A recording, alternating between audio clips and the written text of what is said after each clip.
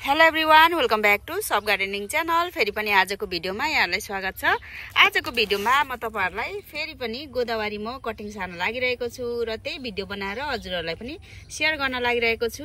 यो चाहिँ मेरो मदर प्लान्ट हो। यस्तै थुप्रै मदर प्लान्टहरु छ, म देखाउने छु तपाईहरुलाई। यो चाहिँ सबै मदर प्लान्ट लास्ट इयरको मदर प्लान्टहरु हो। यो चाहिँ जमिनमै छ। अनि त्यसै गरेर यता पनि देख्न सक्नुहुन्छ जमिनै भरि मज्जाले मुनाहरु निक्लिरहेको छ है। अनि मलाई अहिले चाहिने खालको मुनाहरु चाहिँ म कलेक्सन गर्छु। हेर्नुस् त, यसरी थुप्रै मदर प्लान्टहरु छ। यो चाहिँ विभिन्न डिफरेन्ट कलरको छ। यो सबै जमिनमा नै रोपेको छ।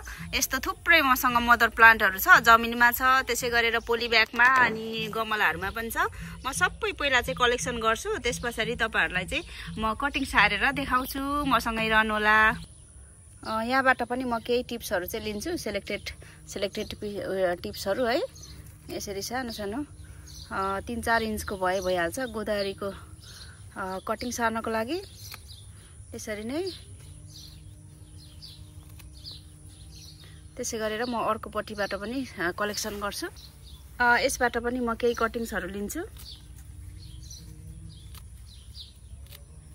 यो सबै मदर प्लान्टहरु हो। यो विभिन्न डिफरेन्ट कलर भएकोले गर्दा म सबैबाट नै लिन्छु।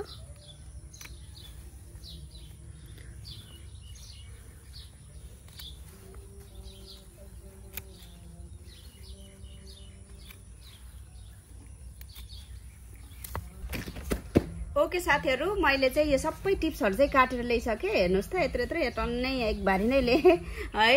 यो अब सबैलाई चाहिँ मुनिको पातहरुलाई चाहिँ रिमुभ गर्दिने एकदमै इजिली म तपाईहरुलाई देखाउन लागिरहेको छु। अनि यत्रो भइहाल्छ है। यसरी नै सबैको चाहिँ रिमुभ गर्दिने। यसरी अहिले चाहिँ यो जुन जुलाई महिनामा यो गोदावरीको कटिङ सार्दा एकदम मज्जाले सर्छ। पहाडी एरियातिर चाहिँ अगाडिदेखि नै पनि सारिसक्नु भएको छ कतिजनाले हैन। र हाम्रो तराई एरियामा चाहिँ अब यतिखेर जुन जुलाईमा पनि एकदमै मज्जाले सर्छ। यसरी यत्रो पार्दिने हैन। सबै मुनिको सबै यसरी रिमुभ गर्दिन्छु। यसरी सबैलाई चाहिँ मुनिको पातहरु रिमुभ गर्दिने।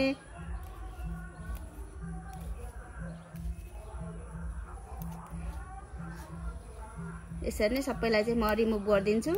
गोदावरी चाहिँ एकदमै राम्रो विन्टर सिजनको चाहिँ फुल हो है। एकदमै ढकमक्क फुल्छ दशैं तिहारको बेला र त्यो भन्दा पछाडी पनि लगभग स्प्रिङ सिजन को सुरुवातसम्म नै मज्जाले फुलिरहेको छ है। विन्टर सिजनदेखि लिएर यहाँ चाहिँ विभिन्न कलरको छ, 5-6 कलरको मसँग जुन छ मदर प्लान्ट त्यहीको चाहिँ मैले अहिले यसरी कटिङ सारिरहेको छु।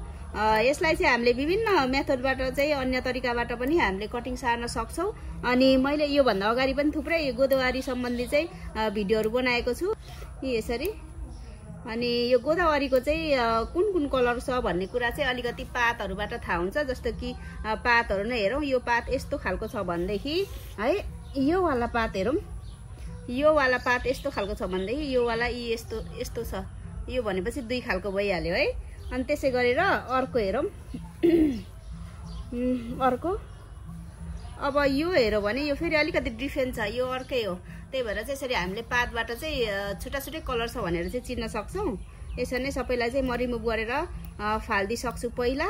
ल साथीहरु, मैले चाहिँ सबै यो पातहरु चाहिँ रिमुभ गरिसके हैन। अनि यस्तो भयो, यस्तो बनाए यति धेरै है। अनि मैले यो चाहिँ आज कटिङ केमा लगाउँछु भन्दाखेरि यो मैले चाहिँ बालुवा रेडी गरेको छु। यहाँ हेर्नुस् त, प्योर बालुवा। यो चाहिँ हामीले घरहरु कन्स्ट्रक्सनमा चलाउने, घरहरु बनाउँदा कन्स्ट्रक्सनमा चलाउने यो मसिनो बालुवा हो।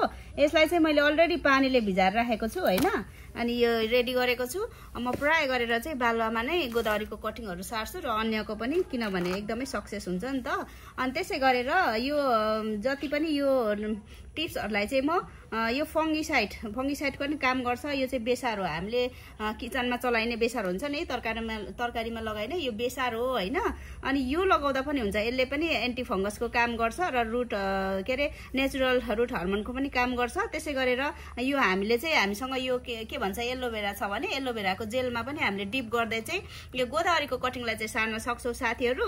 अनि जस्ट मैले चाहिँ यो दुईटै लिएको छु अहिले, मसँग दुईटै अवेलेबल छ। यो अर्ग्यानिक नै हो, हाम्रो बारीमै भएको एलोभेरा प्लस यो पनि हो है के अरे बेसार पनि त्यही कारणले गर्दा अब चाहिँ म सिम्पल तरिकाले सधैँ जस्तै है सार्छु ओके छ त म चाहिँ अब यहाँनेरि सार्दै टक्कसँगले म चाहिँ एलोभेरामै डिप गर्दै अलिकति सुरुमा देखाइहाल्छु हैन यसरी कतिपय नयाँ बिगनर गार्डनर साथीहरु छ भने चाहिँ तपाईहरुलाई हेल्पफुल हुन्छ भन्ने विश्वासको साथ चाहिँ आज मैले यो कटिङ सारेको भिडियो बनाउन लागिरहेको छु यसरी नै सबैलाई चाहिँ डिप गर्दिने यो अलिकति राम्रो रहेछ यसलाई म साइड लगाइदिए है अनि त्यसै गरेर सबैलाई चाहिँ डिप गर्दै हामीले डाइरेक्ट यहाँ त यो अलरेडी पानीले भिजाएकोले गर्दा एकदमै उयो छ नि त अनि त्यसपछि यसरी गाड्दिएपछि भइ नै हाल्छ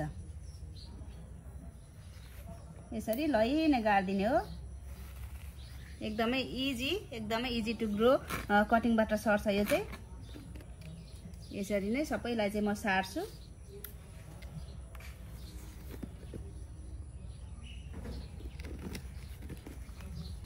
म भट्टाभट सारेर तपाईहरुलाई देखाइरहेको छु साथीहरु यसरी सबैलाई चाहिँ यसरी गाडिदिने डिप गर्दिने चोक्दै हामीले कम्तीमा पनि 2टा जति नोटहरु यो बालुवामा यसरी गाड्देपछि हुन्छ 2टा जति